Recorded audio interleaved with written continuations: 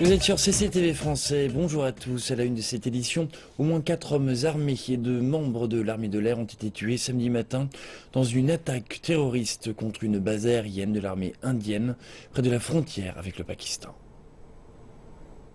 La porte-parole de l'armée de l'air, Rochelle Da Silva, annonce qu'au moins 4 hommes armés sont entrés dans la base aérienne de Pathankot, à environ 430 km au nord de New Delhi, mais qui ne sont pas parvenus à pénétrer dans la zone accueillant les hélicoptères de combat. L'assaut a déclenché une fusillade avec les forces de sécurité qui a duré des heures. C'est la première attaque terroriste majeure en Inde cette année. Les représentants indiens disent qu'au moins 4 agresseurs et 2 membres de l'armée de l'air ont été tués et le restant des assaillants reste retranché dans un bâtiment de la base. Les forces de sécurité sont en train de mener une opération pour nettoyer la zone où il pourrait rester des intrus. Les représentants disent que les assaillants prévoyaient de détruire la base aérienne. Le Pakistan est notre voisin et nous voulons des relations pacifiques, non seulement avec le Pakistan, mais aussi avec l'ensemble de nos voisins. Nous voulons également la paix, mais toute attaque terroriste contre l'Inde recevra une réponse forte de la part de l'Inde. 2 Afghans, dont un garçon de 12 ans, ont été tués et 15 autres blessés vendredi à Kaboul lors d'un attentat suicide revendiqué par les talibans contre un restaurant français prisé des étrangers à 10 jours d'une réunion visant à relancer les négociations avec les insurgés. Les talibans, qui ont accentué leur insurrection depuis le printemps, sont coutumiers des attentats suicides contre des symboles de la présence étrangère en Afghanistan, que ce soit des restaurants, des maisons d'hôtes ou le plus souvent les quelques 13 000 soldats de l'OTAN déployés dans le pays. L'attentat suicide de vendredi visait le Jardin, un restaurant de cuisine française appartenant à un Afghan situé dans le quartier de Khala et Fatoula. La déflagration a causé un énorme incendie à l'entrée de l'établissement. L'entrée du Jardin est fortement sécurisée. Plusieurs sas et des hommes armés en protègent l'accès. L'établissement propose une cuisine d'inspiration française et est populaire auprès de la communauté étrangère de Kaboul, qui compte notamment des diplomates, des journalistes et des employés d'ONG. Samedi, l'Arabie Saoudite a exécuté 47 personnes suspectées d'être impliquées dans des actes terroristes. Parmi elles, l'éminent clerc musulman chiite Nimr al-Nimritz. Le ministre de l'Intérieur saoudien a déclaré que la plupart des condamnés avaient été impliqués dans une série d'attaques perpétrées par Al-Qaïda entre 2003 et 2006. Nimr était une figure centrale de la contestation chiite qui avait manifesté en 2011 lors du printemps arabe. L'Iran, qui est officiellement chiite, a prévenu que l'exécution de Nimr coûterait cher à l'Arabie saoudite. Le président russe Vladimir Poutine a approuvé la nouvelle stratégie de défense nationale russe qui définit les intérêts et les priorités stratégiques du pays. Le nouveau plan de sécurité russe voit l'extension de l'OTAN comme une menace pour la sécurité nationale. Selon la Russie, la préparation militaire de l'OTAN et son déploiement dans les pays voisins de la Russie constituent une tentative d'incitation à la révolution, tout en reconnaissant l'impact négatif des restrictions économiques imposées à l'encontre de la Russie. Le rapport estime que la communauté internationale s'expose à de graves conséquences financières et économiques. La Russie s'est toutefois à nouveau déclarée prête à coopérer avec les États-Unis, l'Europe et l'OTAN sur une série de questions. Les candidats à la direction des affaires à Taïwan se sont affrontés lors du dernier débat télévisé.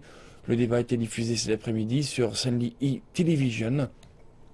Eric Chu du Kuomintang, James Song du Parti du Peuple en premier et Tsai Ing-wen du Parti progressiste démocratique ont confronté leurs propositions économiques et sociales. Eric Chu a parlé des problèmes de l'énergie et de l'habitat social et a accusé le Parti progressiste démocratique de mettre en avant des propositions impossibles à réaliser. Le débat comprenait également des questions du public et des contre-interrogatoires des candidats. L'élection du dirigeant de l'île est prévue pour se tenir le 16 janvier. Le même jour, les habitants de Taïwan éliront aussi leur législateur. En République centrafricaine, la plupart des habitants ont passé le jour du Nouvel An dans l'attente du résultat des élections de cette semaine. Plus de 30 candidats ont présenté leur candidature à la présidence. Les autorités électorales recommandent de ne pas se laisser aller à la spéculation. Un nouveau jour se lève sur Bangui, la capitale centrafricaine. C'est le premier de l'année 2016 et Freddy Ndo s'estime chanceux d'être en vie pour le voir. Grâce à Dieu, j'ai la chance de voir cette nouvelle année. Je suis en vie aujourd'hui, tandis que de nombreuses personnes sont mortes lors du dernier conflit. Cette année, peu de personnes ont célébré le réveillon du jour de l'an. L'endroit est peu sûr après la tombée de la nuit. C'est là la conséquence de près de 3 ans de chaos qui ont suivi le coup d'État. Cette semaine, Freddy Ndo, comme des milliers de ses concitoyens, a participé à une étape décisive dans la reconstruction du pays. Ils ont bravé l'insécurité qui règne dehors afin d'aller voter pour un nouveau président et un nouveau parlement. Je veux que le nouveau président unisse le peuple et que les forces de maintien de la paix continuent de faire de leur mieux afin de préserver la stabilité et le calme dans notre pays. Nous avons été confrontés à de nombreux problèmes au cours de ces 3 dernières années dans ce pays. Et nous voulons que le nouveau président élu fasse de son mieux pour éviter ce genre de conflit à l'avenir. La commission électorale en appelle au calme. Nous avons remarqué que certains médias et candidats ont commencé à spéculer quant à l'issue du scrutin sur le net et les réseaux sociaux. Mais la commission électorale est la seule institution qui annoncera et rendra officiels ses résultats. Ce genre de pratique enfreint le code de conduite électorale. Jusqu'à présent, peu d'incidents sont venus troubler ces élections dont l'interruption était pourtant redoutée. Seuls quelques problèmes mineurs se sont posés le jour même du vote. La plus grande épreuve à passer reste peut-être l'annonce des résultats, car la réaction des perdants suscite l'inquiétude. Tandis que le cours mondial du pétrole brut continue de chuter, de nombreux pays africains qui en importent en quantité voient leurs dépenses s'alléger. L'Éthiopie, l'une des économies les plus dynamiques du continent, fait partie des bénéficiaires de cette baisse. Le gouvernement organise la redistribution des économies réalisées. L'économie éthiopienne est en pleine croissance. De plus, elle bénéficie actuellement de la baisse des prix du pétrole brut. Les économies réalisées grâce à la diminution des coûts liés à l'importation de pétrole brut lui offrent l'opportunité d'allouer ses devises étrangères à de nouveaux secteurs de développement. Tout ce que ce pays entreprend à l'heure actuelle demande des importations massives. Donc tout bénéfice marginal en termes de réduction fiscale qui provient d'une facture d'importation plus basse a un impact bénéfique sur tous les projets en cours. Toutefois, comme dans n'importe quel autre pays, la diminution des prix du brut n'a pas entraîné pour autant la baisse du prix des marchandises. L'association directe de la baisse du prix du pétrole à celle du prix des marchandises ne va pas de soi. D'un côté, le prix du pétrole constitue un facteur déterminant du prix des marchandises. Mais d'un autre côté, le prix de nombreux biens est défini par la loi de l'offre et de la demande. Il faut donc prendre en compte la consommation des habitants de ce pays dans ce calcul.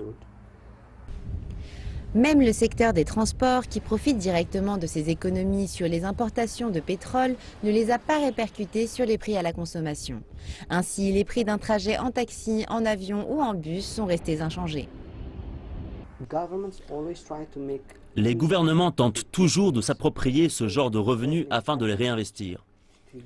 Comme les attentes des consommateurs restent les mêmes, plutôt que de répercuter la baisse des prix du brut sur les produits qu'ils achètent, il vaut mieux ajuster les mesures en place afin d'utiliser ces ressources. Car la réduction du prix du brut vous permet plus de liberté fiscale, plus de liberté budgétaire et vous permet d'investir dans de nouvelles activités. Pour l'économie éthiopienne, qui a de nombreux projets de grande envergure en cours, la baisse des prix du brut est une bonne nouvelle. Ces économies alimentent la vigueur de la croissance du pays qui peut à présent développer de nombreux secteurs.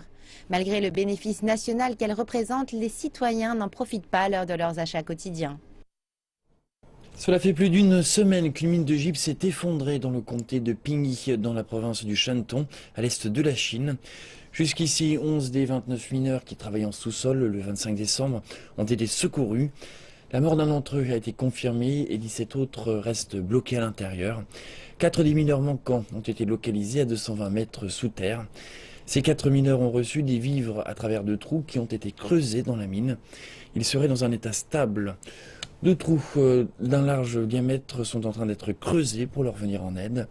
Mais les secouristes affirment que cela pourrait prendre des jours avant de pouvoir atteindre les mineurs restés bloqués. D'autres trous sont également en train d'être creusés ailleurs sur le site pour trouver les 13 autres mineurs manquants. Un passage de petit diamètre devrait être terminé pour dimanche matin. Le premier exercice de sauvetage utilisant une capsule de secours a été réalisé dans la section sud-ouest d'une mine de gypse du comté de Pini. Cette mine, située à l'est de la Chine, dans la province du Shantung, s'est effondrée. L'exercice consiste à extraire des mineurs piégés à 220 mètres de profondeur via 2 énormes trous creusés dans la zone sud-ouest. Après l'exercice, un secouriste a fait la démonstration de l'utilisation d'une capsule de secours. Cette partie basse, jaune, mesure 1,4 m de haut. Avec la partie supérieure, la capsule fera 2 mètres. Si le tunnel souterrain est bas, on peut ouvrir la porte de la partie inférieure pour que les mineurs piégés puissent entrer. Si l'espace le permet, ils peuvent également utiliser la partie supérieure. L'épaisseur du sol est de 600 mm et une fois à l'intérieur, un gilet de sauvetage est mis à disposition. À partir du 1er janvier, chaque couple chinois pourra légalement avoir 2 enfants. Le mois dernier, les législateurs chinois ont aboli une politique de planning familial vieille de plusieurs décennies, la politique dite de l'enfant unique. Selon les estimations, 60 000 nouveau-nés supplémentaires devraient voir le jour chaque année à Shanghai grâce au passage de cette loi. Afin de se préparer à cette augmentation, certains hôpitaux de la ville installent des cliniques spécialisées pour les femmes enceintes de leur second enfant. La maternité du district de Changning et l'Infant Health Hospital ont vu le nombre d'enregistrements de femmes enceintes augmenter sur la seconde moitié de l'année. Plus de 20% d'entre elles vont accoucher de leur second enfant. Shen Tianwen, âgée de 35 ans, est l'une d'entre elles. Elle s'est rendue à l'hôpital ce matin pour un contrôle de début de grossesse.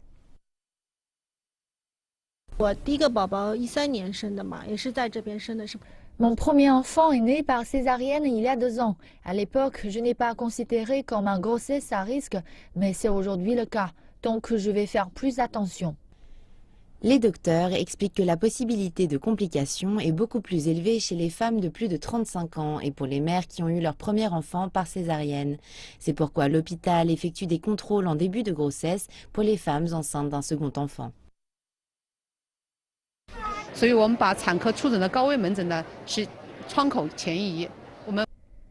Pour l'instant, nous dépistons les femmes qui ont plus de 35 ans quand elles en sont à 16 semaines de grossesse. Mais sachant que nombreuses femmes enceintes de leur second enfant ont dépassé cet âge, nous avons décidé d'effectuer ces contrôles entre 8 et 12 semaines de grossesse dans leur cas. Cela nous permettra de découvrir le plus tôt possible les risques potentiels. Les médecins constatent que les bébés nés de mères plus âgées présentent un risque plus élevé de défaut à la naissance, un poids plus faible et certains problèmes chromosomiques tels que le syndrome Down. Comme les femmes n'étaient pas autorisées à avoir plus d'un enfant auparavant, elles n'avaient le droit à l'avortement que dans le cas d'une grossesse indésirée. Ces femmes présentent aujourd'hui un taux plus élevé d'infertilité. Les docteurs suggèrent donc aux couples plus âgés de procéder à des tests avant de prendre une décision définitive quant au fait d'avoir un second enfant. Nous avons ouvert une clinique de consultation qui offre des conseils aux couples qui pensent à avoir un second enfant. Pour l'instant, les femmes enceintes qui accouchent par les voies naturelles peuvent quitter l'hôpital 24 heures après avoir accouché. Celles qui subissent une césarienne peuvent partir après 72 heures à compter de la naissance de l'enfant. C'est pourquoi nous avons une clinique pour les nouveau-nés, par peur que des problèmes tels que la jaunisse se présentent dans le futur. Les autorités sanitaires de Shanghai estiment que la moitié des accouchements ont lieu par césarienne, mais les docteurs expliquent que pour les couples qui souhaitent avoir plus d'un enfant, une naissance par les voies naturelles est préférable. C'est pourquoi les hôpitaux promeuvent les bénéfices des naissances naturelles. Les cliniques de maternité de Shanghai introduisent dans un même temps des antidouleurs plus efficaces dans leur protocole afin de rendre l'expérience moins traumatisante. Pour mieux communiquer avec les patients, certains hôpitaux ont recours à des tablettes pour expliquer les interventions aux patients. Entre 200 000 et 220 000 enfants naissent chaque année à Shanghai. Le système de transport en Chine a connu un pic de fréquentation lors des vacances du Nouvel An 2016. D'après le bureau ferroviaire chinois, le premier jour de janvier, le volume journalier de passagers à travers le pays atteint plus de 7 millions de personnes. Des villes comme Shanghai, Beijing et Guangzhou y ont le plus contribué avec un volume de passagers atteignant respectivement 2 millions, 1 million et 1,2 million. Et à Suzhou, vendredi, le flot de véhicules a atteint plus de 1,1 million, soit une augmentation de 11% par rapport à l'année dernière. D'autres endroits comme le Sichuan et Chongqing font également face aux mêmes défis. Le week-end de 3 jours du Nouvel An 2016 est un défi immense pour le système ferroviaire chinois. Cela fait suite au lancement du train à haute vitesse qui lie les villes du sud-ouest, Chongqing et Chengdu. Les autorités ferroviaires à Chengdu ont prévu 10 trains en plus et une voie supplémentaire pour permettre de relâcher un peu la pression. Des guichets de vente de tickets supplémentaires ont également été installés. La plupart des tickets de train Chongqing-Chengdu partent avant dimanche après-midi ont été vendus. Il ne reste que quelques tickets pour dimanche matin. L'encombrement se répand dans l'ensemble du pays. Nanchang est un lien vital entre les lignes qui connectent Beijing et Kowloon et Shanghai et Kunming. La première vague de passagers de l'année a vu environ 600 000 passagers au cours des 2 premiers jours de 2016. Le flot de passagers au cours des 3 jours de vacances du Nouvel An a atteint un record. On prédit que le pic devrait être atteint dimanche. Le volume du trafic sur l'autoroute est également élevé. À Shanghai, les véhicules s'étendaient pare-choc contre pare-choc tout le long de la voie rapide. Parfois, il semble que les vacances en Chine ont besoin d'au moins 3 jours, car beaucoup de temps est passé à attendre. Cette année, les festivités du Nouvel An à New York sur Times Square ont été plus spectaculaires que jamais.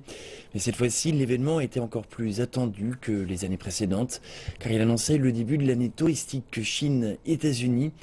L'ambassadeur chinois aux États-Unis, Tsui Tiankai, a affirmé que l'événement allait renforcer les liens qui unissent la Chine et les États-Unis. L'année du tourisme Chine-États-Unis va jouer un rôle positif en approfondissant la compréhension mutuelle et l'amitié entre les peuples des 2 pays. Nous accueillons davantage d'Américains qui viennent visiter la Chine et nous encourageons davantage de Chinois à visiter les États-Unis. J'émets le vœu que les échanges au niveau des individus pourront renforcer les liens entre les 2 pays. L'année du tourisme est le fruit d'un accord passé entre le président chinois Xi Jinping et le président américain Barack Obama en septembre dernier lors de la visite d'État de Xi Jinping aux États-Unis. L'événement a figuré lors des célébrations du Nouvel An à Times Square. Au milieu des performances éblouissantes qui se sont enchaînées jusqu'à minuit, figurait une danse culturelle chinoise présentée par l'Association de l'amitié sino-américaine. Associant le ruban traditionnel chinois Dunhuang et danse Yi, le spectacle a mis en valeur des cultures anciennes et modernes venant du nord comme du sud de la Chine. Tout au long de l'année, CCTV français partira à la rencontre de certaines des 56 minorités ethniques de Chine. Deuxième étape de notre périple, Shenyang, capitale de la province orientale du Liaoning. Là vivent des dizaines de milliers de cohérents de la diaspora. Notre équipe a été conviée à une cérémonie de mariage entre un homme issu de la minorité coréenne et une femme Han. Une fête colorée mêlant tradition chinoise, coréenne et occidentale.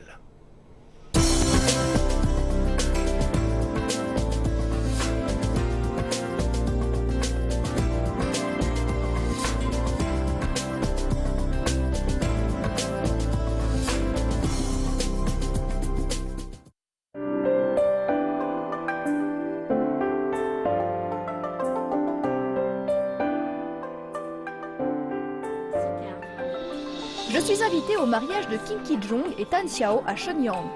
La tradition coréenne exige que les femmes assistant à la cérémonie revêtent le hanbok, l'habit traditionnel. Introduit par les nomades sito-sibériens avant le 1er siècle de notre ère, le hanbok n'a pas beaucoup évolué avec le temps. Depuis la dynastie Joseon, il se compose d'un boléro et d'une jupe longue aux couleurs vives, toujours dépareillées.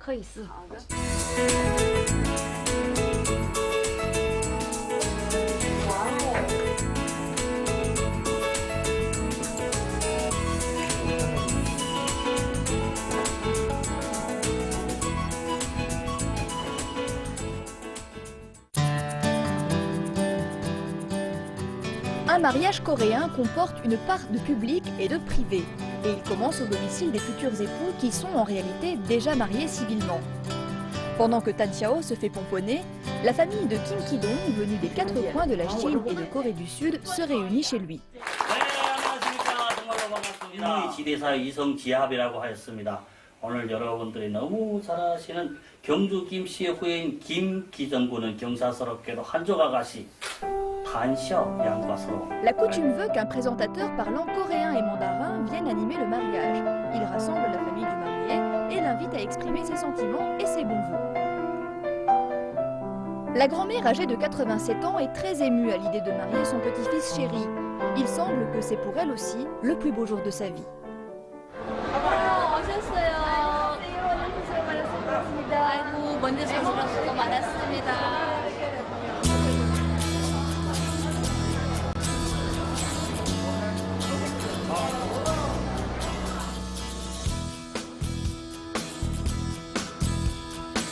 Je suis installée à la table des tantes venues de Séoul.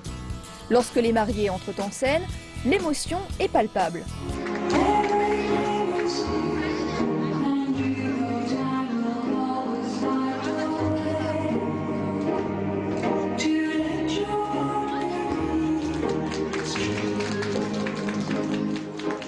Le hall de cérémonie est décoré de compositions chamarrées faites de friandises.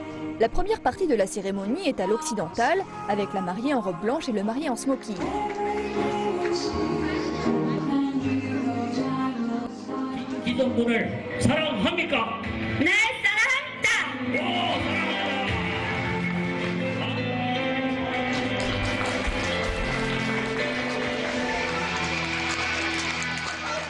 Kim Ki-dong, qui jusqu'ici tremblait de nervosité, semble enfin détendu et la mariée, les yeux jusqu'aux oreilles, semble vivre un bonheur des plus intenses.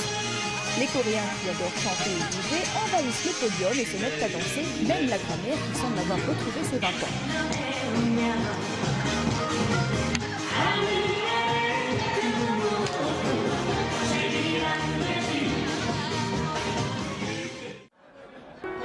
Avant le repas, il faut procéder à la photo de famille avec la mariée en hanbok. Il y a bien quelques sacrifices à faire avant de danser jusqu'au bout de la nuit. Et quoi qu'il en soit, 1000 ans de bonheur aux jeunes mariés. Et c'est la fin de cette édition. Merci de votre attention. Je vous retrouve tout à l'heure pour Afrique Info.